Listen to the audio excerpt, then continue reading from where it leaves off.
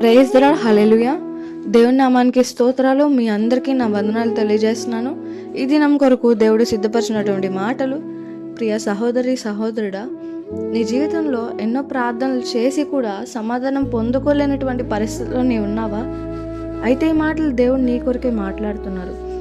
అందుచేత ప్రార్థన చేయనప్పుడు మీరు అడుగుచున్న వాటినలను పొంది ఉన్నామని నమ్ముడి, అప్పుడు అవి మీకు కలుగునని మీతో చెప్పుచున్నాను. హల్లెలూయా.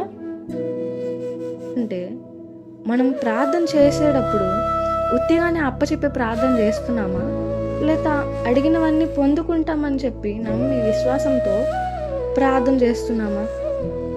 దీని పై వచనం ఒకసారి చూసుకుంటే, అందుకు యేసు వారితో ఇట్లన్నో, మీరు దేవుని యందు విశ్వాసం ఉంచుడి, ఎవడినైనా కొండను చూచి నీవు ఎత్తబడి సముద్రంలో పడవేయబడమని చెప్పి తన మనస్సులో సందేహింపక తాను చెప్పినది జరుగునని నమ్మిన ఎడల వాడు చెప్పినది జరుగునని మీతో నిశ్చయముగా చెప్పుచున్నాను.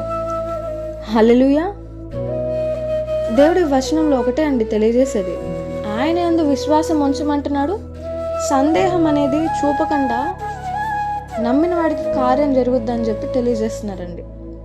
సందేహం అనేది ఎవడి ఆలోచన అంటే సాతాను ఆలోచన.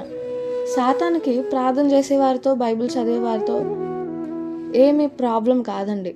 కానీ నీవు ప్రార్థన చేసేటప్పుడు నిజంగా విశ్వాసంతో ప్రార్థన చేస్తున్నావా, లేదా ఉత్తిగా అప్పచెప్పి ప్రార్థన చేస్తున్నావా అని చూస్తాడు.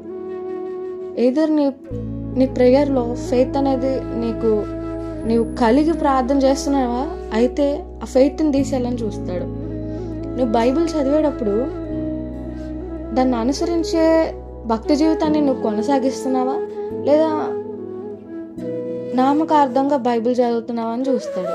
నువ్వు అప్లై చేసుకుంటా నీ జీవితాన్ని అట్లాగా కొనసాగిస్తున్నావా, అయితే నిన్ను డిస్ట్రాక్ట్ చేయాలని చూస్తాడు. దేవుడు ఇందులో అదే అండి తెలియజేసేది, ఆయన యందు విశ్వాసం ఉంచమంటున్నాడు. సందేహం అనేది ఆలోచన రానియకుండా ఆయన యందు విశ్వాసం ఉంచాలి మనం. ఇంకో ఎగ్జాంపుల్ చూసుకున్నట్లయితే మనం మోషే ఉన్నాడండి. మోషే ఇశ్రాయేలు ప్రజలను కానానుకి తీసుకెళ్లే సమయంలో సముద్రం మధ్యలో వస్తుంది. ఫరో సైన్యం తరుముతున్నారు, మధ్యలో సముద్రం అడ్డొచ్చింది. మోషేకి ఏం చేయాలో తెలియక దేవుడికి మొర్రబెట్టినప్పుడు దేవుడు ఒకటే తెలియజేశాడండి, నీ చేతిలో ఉన్న కర్రను సముద్రం వైపు చూపు, సముద్రం 2 పాయలుగా చీల్చబడి 6 నెలల మీద ఇశ్రాయేలు అవతలకు చేర్చమని చెప్పి తెలియజేస్తాడు.